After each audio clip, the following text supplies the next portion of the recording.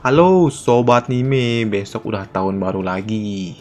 Gimana ini? Udah ada rencana apa kalian? Mau bakar-bakar kah? Atau gimana? Kalau mau bakar-bakar, cepat-cepat cari batok kelapa. Biasanya suka langka. Udah langka, bayar lagi. Kacau ini. Daripada bingung, kita lanjutin dulu yuk Martial Guard Azura. Yuk langsung aja kita gas. Mereview sedikit dari part sebelumnya. Saat ini, pengemis yang Feng temui di pasar sangat marah. Ia membumi hanguskan tetua yang mencoba membunuh Feng. Ia membumi hanguskan mereka semua yang ada di sana dengan menggunakan teknik api yang terlihat seperti naga yang sangat besar. Keesokan harinya, di kota, Mai pun sangat histeris. Ia ingin segera mencari Feng ke dalam makam kuno itu. Tapi ia pun ditahan oleh rekannya yang lain. Ia mengatakan kalau saat ini makam itu telah ditutup akibat insiden api naga itu. Mai yang tidak dapat melakukan apa-apa, ia sangat histeris. Tapi dari belakangnya pun ada seseorang yang mengatakan dan bertanya, kenapa Mai harus menangis? Ternyata suara itu berasal dari Feng. Mai yang melihat Feng kembali hidup-hidup, ia langsung berlari dan memeluknya. Ia sangat bersyukur karena Feng dapat kembali hidup-hidup. Tapi seketika moodnya pun langsung berubah. Ia bertanya kenapa Feng lama sekali kembalinya. Dan ia juga mengatakan kalau dirinya tidak akan membiarkan Feng pergi lagi sembari memeluknya erat-erat. Bagi kalian kaum jomblo, jangan banyak ngayal, oke? Makanya cari pacar. Oke, lanjut. Setelah itu, mereka pun kembali ke sekte mereka. Di dalam gubuknya, Feng pun ternyata mendapatkan banyak sekali spiritual beads. Setelahnya, ia pun melakukan kultivasi di dalam rumah setelah menelan 50 buah spiritual beads. Setelah itu, ia pun menelan 50 buah lagi untuk memaksimalkan energi yang akan ia serap dari spiritual beads itu. Di sini Bang Jack rada-rada sedikit bingung nih. Kalau kalian ingat di part sebelumnya, Feng membeli buku-buku bekas seharga 1 buah spiritual beads, dan sekarang ia memakan spiritual beads.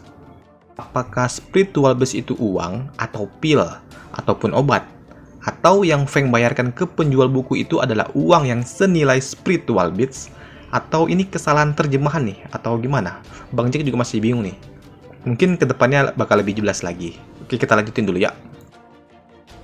Setelah menelan kurang lebih 100 buah spiritual beads, Feng pun merasa kalau dirinya sudah berada di ranah spirit tingkat 7. Ia juga berpikir akan sampai level mana jika ia menyerap semua spiritual beads yang ia miliki, karena saat ini tercatat ia memiliki 500 buah. Tak lama setelahnya, ada seseorang yang mencarinya. Ternyata orang yang mencarinya adalah saudaranya. Cuyu yang baru saja tiba, ia pun bertanya dari mana saja Feng. Ia juga mendengar kalau Feng habis pergi dengan wanita tercantik yang ada di sekte. Feng yang mendapatkan pertanyaan dari kakaknya, ia pun tidak dapat mengelak. Tapi kakaknya pun tidak mempersoalkan hal itu. Ia sangat bersyukur karena Feng dapat kembali dengan selamat. Kini, Cuyu pun mengajak Feng untuk mengikutinya ke susunan latihan sekte. Di dalam perjalanan mereka, Feng pun bertanya, bukankah itu tempat latihan milik murid inti? Cuyu pun mengatakan hal itu memanglah benar, tapi khusus hari ini mereka akan membukanya untuk murid dalam. Ia juga mengatakan kalau ia berada di ranah spirit tingkat 4, jadi ia ke sana cuma dapat melihat saja. Feng pun bertanya kenapa kakaknya belum naik level. Cuyu mengatakan kalau dirinya mungkin terlalu payah, jadi tidak dapat naik level.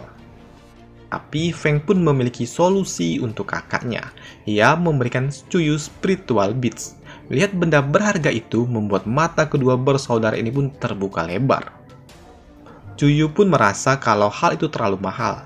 Jadi ia merasa tidak patut dirinya menerima benda yang berharga ini. Tapi Feng pun meyakinkan kalau benda ini tidak lebih berharga daripada sikap Cuyu yang selalu membantunya dari dulu. Dan tentu saja mendapat hadiah berharga seperti itu, Cuyu pun langsung berterima kasih. Melihat Cuyu mendapatkan hadiah membuat si gadis kecil ini termenung. Feng yang melihat itu, ia pun memberikan spiritual beads untuknya. Ia memberikan benda itu untuk menjadi hadiah pertama untuk adiknya. Dan tentu saja hal itu membuat si gadis kecil ini sangat senang. Setibanya mereka di tempat yang dituju, di sana ternyata ramai sekali murid dalam yang sedang menonton. Di keramaian itu ternyata ada seseorang yang mengenali Feng. Orang itu mengadu kepada kakaknya kalau Feng lah orang yang telah menghajarnya. Mendapatkan aduan dari adiknya, si kampret ini pun mengatakan, berani-beraninya kau mengganggu adikku. Dengan rada-rada songong, Feng pun mengatakan, apakah aku mengenal kalian? Mendapatkan provokasi dari Feng membuat pria ini ngamuk dan mencoba menonjok Feng. Bukannya menghindar, Feng kini menyiapkan tinjunya yang juga penuh dengan energi. Dan kini tinju mereka yang penuh energi itu saling beradu satu sama lain. Tapi energi itu pun tiba-tiba menghilang karena tiba-tiba ada seseorang yang muncul di antara mereka. Pria yang datang itu pun langsung mengempaskan Feng dengan satu tangannya. Feng juga sadar ternyata pria yang mengempaskannya adalah seorang tetua penjaga. Mendapatkan perilaku seperti itu membuat Feng bertanya kenapa pria tua ini menghempaskan dirinya. Tapi pria itu pun tidak memperdulikan Feng. Ia menyuruh si kampret ini untuk masuk duluan ke dalam tempat pelatihan itu. Feng yang melihat itu tentu saja ia protes. Ia merasa datang lebih awal dan kenapa malah orang itu yang disuruh masuk duluan. Tetua ini pun mengatakan kalau Feng Yi itu merupakan murid terbaik miliknya dan bertanya bagaimana dengan bocah yang ada di depannya. Dengar itu membuat Feng sangat marah. Ia mengatakan bagaimana bisa ia tahu kalau Feng Yi lebih baik daripada dirinya. Pria tua ini pun kesal dan tidak terima dengan perkataan Feng. Ia mengatakan bagaimana mungkin bocah di ranah spirit tier 7 berani berbicara seperti itu kepada dirinya. Tapi Feng pun tidak peduli. Ia tetap protes atas keputusan tetua itu, yang membuat tetua ini pun menjadi marah. Feng yang marah, ia merasa kalau tetua yang ada di depannya ini sangat tidak adil. Feng yang main tunjuk-tunjuk sama orang tua membuatnya sangat kesal. Ia kini mengeluarkan aura dominasinya yang terlihat warna merah di sekitaran tubuhnya. Ia juga menyiapkan serangan di tangan kanannya. Feng yang melihat itu, ia tidak gentar. Ia tahu kalau lawannya berada di ranah origin tingkat 3. Namun serangan Pak Tua itu pun harus dihentikan oleh seseorang yang baru saja tiba. Orang itu mengatakan, ada apa tetua Wang? Kenapa ia menyerang juniornya? Melihat ada tetua lain di depannya, membuat orang ini pun langsung meminta maaf. Ia juga berpikir bagaimana mungkin tetua sampai turun tangan hanya karena masalah sepele ini. Feng yang melihat itu, ia baru sadar dan baru tahu kalau Pak Tua yang menyelamatkan dirinya ini merupakan ketua dari aula seni bela diri. Kini tetua itu pun meminta Feng untuk naik, karena ia mendengar kalau Feng lah orang yang pertama kali datang sebelum Feng Yi. Melihat Feng naik dan Feng Yi turun membuat para murid-murid yang ada di sana bingung dan menebak siapa Feng sebenarnya. Feng yang masuk ke dalam tempat latihan itu, ia merasa tempat ini tidak ada yang istimewa, tapi ia pun tetap duduk dan melakukan kultivasi di dalam sana. Saat ini, Feng pun berfokus melakukan kultivasi untuk meningkatkan teknik Imperial Sky yang baru saja ia dapatkan dari makam kuno beberapa waktu lalu. Teknik Imperial Sky terbagi menjadi 4 tahap. Tahap pertama berfokus untuk bergerak seperti mengambang. Tahap kedua berfokus pada kecepatan agar dapat bergerak seperti kilat dan petir. Dan tahap ketiga lebih berfokus untuk dapat bergerak lebih cepat seperti kecepatan cahaya. Serta yang terakhir berfokus untuk dapat memijakan kakinya di udara dan terbang bebas. Feng yang melakukan kultivasi, ia merasakan sensasi yang sangat luar biasa di tubuhnya dari seni bela diri tingkat 7 ini. Ia juga merasakan kalau kekuatan itu pun mengalir di dalam tubuhnya, dan ia juga merasakan kalau dirinya saat ini seperti terlahir kembali. Setelah berhasil melakukan hal itu, tanpa sadar rambutnya kini pun sudah panjang. Dan bagaimana rambut yang di bawah? Bang Dik juga tidak tahu. Oke, lanjut. Di tempat lain, saat ini Pak Tua ini pun sedang berbicara dengan Tetua Wang. Pak Tua ini pun meminta agar Tetua Wang ini tidak tersinggung dengan sikap yang ia berikan beberapa waktu lalu. Ia juga mengatakan kalau hal yang ia lakukan demi kebaikan Tetua Wang sendiri. Tetua Wang yang mendengar itu, ia bertanya, emangnya kenapa Pak Tua ini melakukan hal seperti itu? Ia juga menebak apakah Feng memiliki semacam latar belakang yang sangat kuat. Maksudnya kayak sponsor gitulah. Pak Tua ini pun mengatakan kalau Feng tidak memiliki sponsor seperti itu, tapi ia memiliki kekuatan spiritual. Pak Tua ini pun juga menyinggung dengan mengatakan apakah Tetua Wang ini ingat dengan Tetua Yi yang tewas beberapa waktu lalu.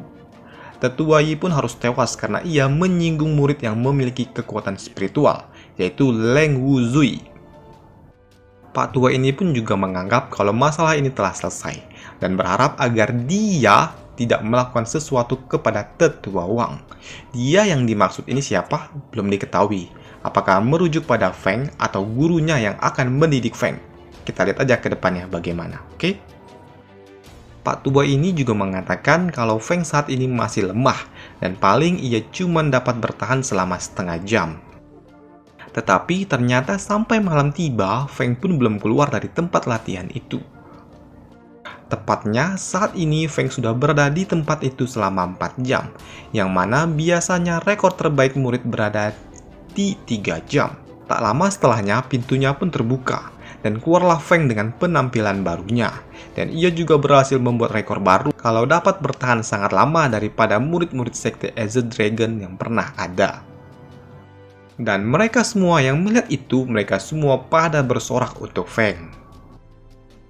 Kini, kedua tetua ini pun menyambut Feng. Bahkan, tetua Wang yang saat ini juga bertanya apakah Feng baik-baik saja. Feng yang melihat sikap ramah itu, ia juga cukup terkejut. Kenapa Pak Tua yang ada di depannya ini tiba-tiba menjadi ramah seperti ini? Tapi karena moodnya lagi bagus, ia tidak mempermasalahkan hal itu. Di sisi lain, tetua Wang pun juga berpikir kalau Feng pasti ke depannya akan dapat melampaui dari Leng Wuzui, dan ia juga berpikir untuk tidak lagi menyinggung Feng di masa depan. Di tempat lain, ada seseorang yang memanggil Leng Wuzui. Ternyata orang yang memanggilnya adalah tetua yang Feng temui di dalam makam kuno itu.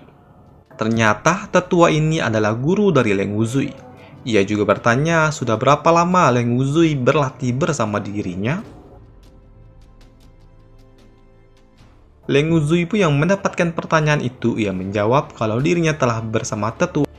Saat ini, tetua itu pun menghampirinya dan memberikan tugas atau misi terakhir. Jika ia dapat menyelesaikan misi ini, ia akan mengajarinya jurus penguatan.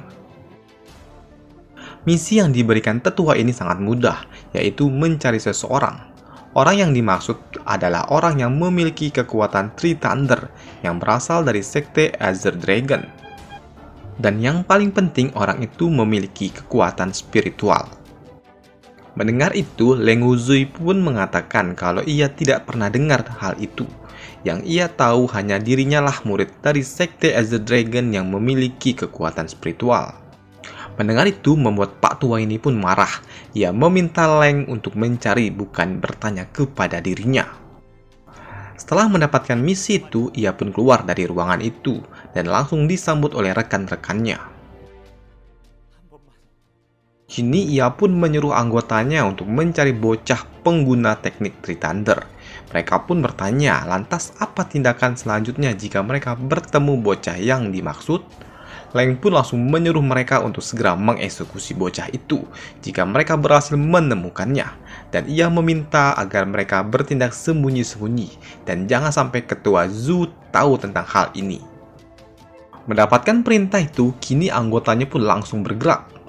Ternyata Leng Wuzui ini tidak terima kalau gurunya menemukan murid baru. Ia tidak mau kalau gurunya ini mengangkat murid baru setelah ia mengikuti gurunya selama 3 tahun. Di tempat Feng, saat ini ia sedang melakukan kultivasi. Ia yang sedang melakukan kultivasi merasakan kalau ada seseorang yang datang ke tempatnya. Ia yang sadar langsung berteriak dan bertanya siapa yang datang ke tempatnya. Ia yang sangat waspada mencoba melihat siapa yang akan datang ke tempatnya. Dan ternyata orang yang datang adalah Mai dengan penampilan yang sangat anggun. Mai yang datang, ia pun mengajak Feng untuk berjalan-jalan.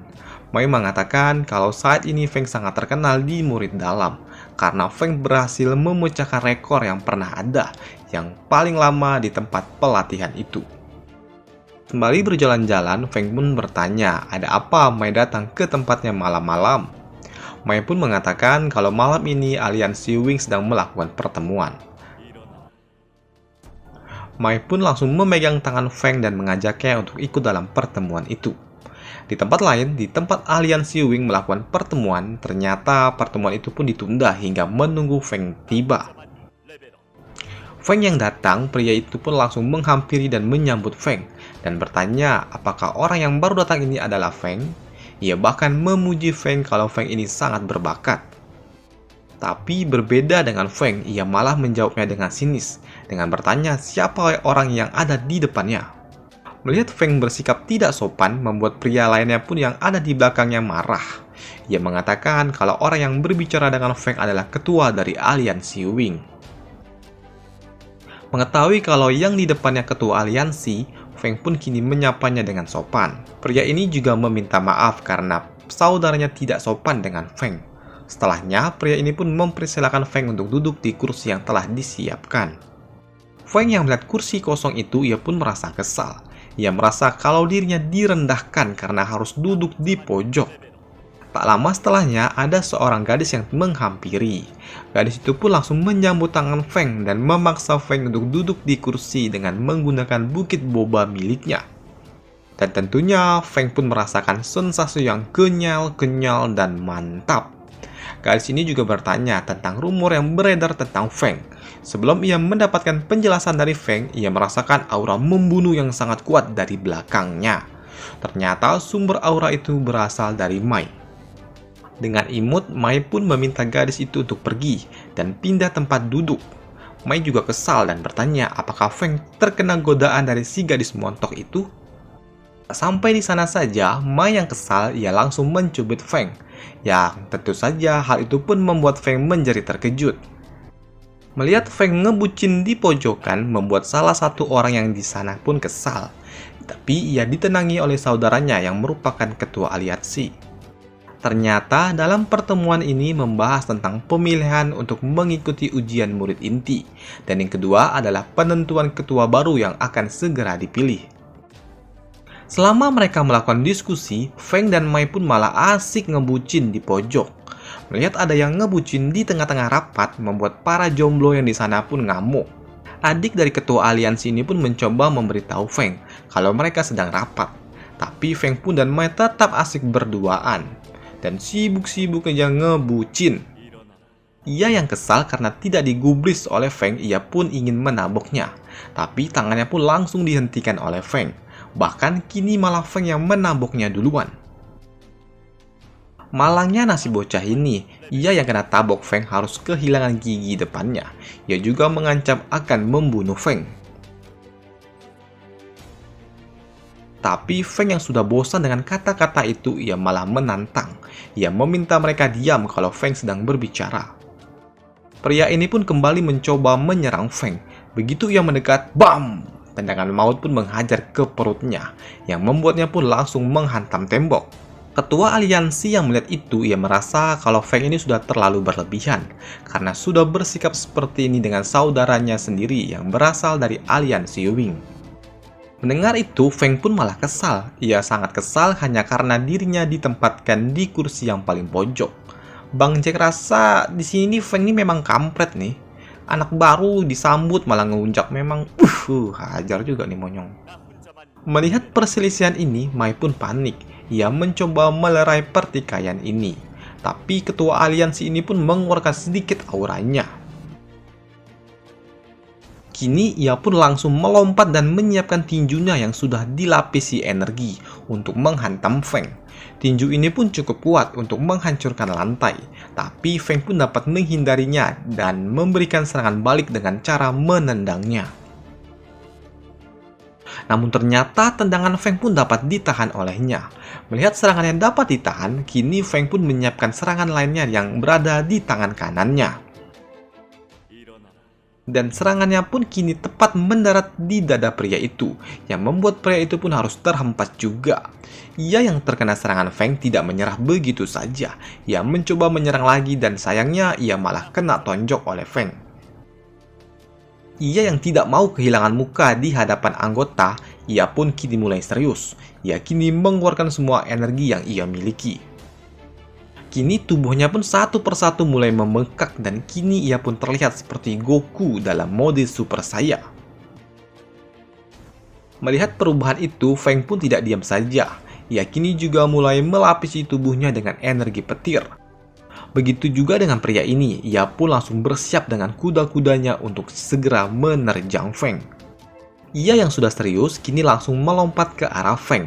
Tapi beruntung saja Feng pun dapat menghindari serangan langsung itu dengan cara melompat ke belakang. Tak membiarkan Feng menghindar begitu saja, ia pun menyiapkan tinjunya yang sudah dilapisi energi dan menghantamnya ke arah Feng. Begitu juga dengan Feng, ia juga menyiapkan tinjunya yang sudah dilapisi energi petir. Dan kini tinju mereka pun saling beradu yang membuat efek cahaya sihir mereka saling bertabrakan, yang menimbulkan suatu ledakan yang cukup kuat. Dari hasil ledakan itu membuat pria ini pun harus terhempas mundur untuk beberapa saat. Tapi ia pun tidak mundur, ia kembali menerjang ke arah Feng dengan sangat cepat. Feng yang mencoba menghindar ia tidak sempat. Ia mau tidak mau harus berusaha menahan serangan itu, yang membuatnya kini harus terhempas beberapa langkah. Tapi serangan itu pun tidak membuatnya terluka, karena sepenuhnya serangan itu pun dapat ditahan olehnya. Kini Feng pun mulai serius, ia mengeluarkan aura petirnya yang lebih kuat daripada sebelumnya. Pria ini pun tahu kalau kali ini Feng tidak main-main. Ia tahu akan sangat berbahaya jika terkena serangan kali ini. Jadi ia pun berusaha kabur dari serangan itu. Namun sayangnya ia terlambat dan terkena telak dari serangan itu. Efek dari serangan itu pun membuatnya langsung tumbang. Dan efek serangan itu juga membuatnya kini penampilan Feng hanya terlihat seperti cahaya kuning. Tapi pria ini pun tahu kalau Feng ternyata tidak menyerang dirinya dengan kekuatan penuh. Jadi ia pun cukup bersyukur karena nyawanya diampuni oleh Feng. Setelah itu, Feng pun mengajak Mai untuk kembali pulang. Sesampainya di depan rumah Mai pun cukup terkejut dengan perkembangan Feng. Ia meminta Feng untuk berkembang secara perlahan-lahan saja. Ia takut perkembangan Feng akan terhenti jika ia terlalu memaksakan dirinya. Mai mengatakan hal ini sembari sedikit merunduk, yang membuat bukit bobanya seolah-olah akan tumpah. Sebelum Feng pergi, Mai pun juga meminta Feng untuk datang esok siang di ujian murid inti. Keesokan harinya, kini Feng pun dan beberapa anggota aliansi Wing hadir dalam ujian murid inti. Ternyata di sana juga ada kelompok dari aliansi Sword yang memang sempat berselisih dengan Feng beberapa waktu lalu. Ia yang memandang Feng dengan kesal tiba-tiba dihampiri oleh seseorang. Orang itu ternyata berasal dari aliansi World. Murid-murid dari aliansi Wing yang melihat itu, mereka pun menduga apa aliansi Sword dan World akan bekerja sama dalam ujian kali ini. Sebelum mereka berspekulasi lebih jauh, mereka pun dihentikan oleh ketua aliansi Wing dan meminta mereka untuk fokus pada ujian kali ini. Sedangkan Feng dan Mai, mereka pun masih aja asik ngebucin. Mai juga bercerita kalau di dalam taman yang akan mereka lewati sebagai tempat ujian ada tanaman bunga 7 warna. Dan ia mengatakan kalau dirinya ingin sekali melihat bunga itu. Feng si pria peka, ia pun mengatakan akan menemukan bunga itu untuk wanitanya. Ngebucin aja bangke.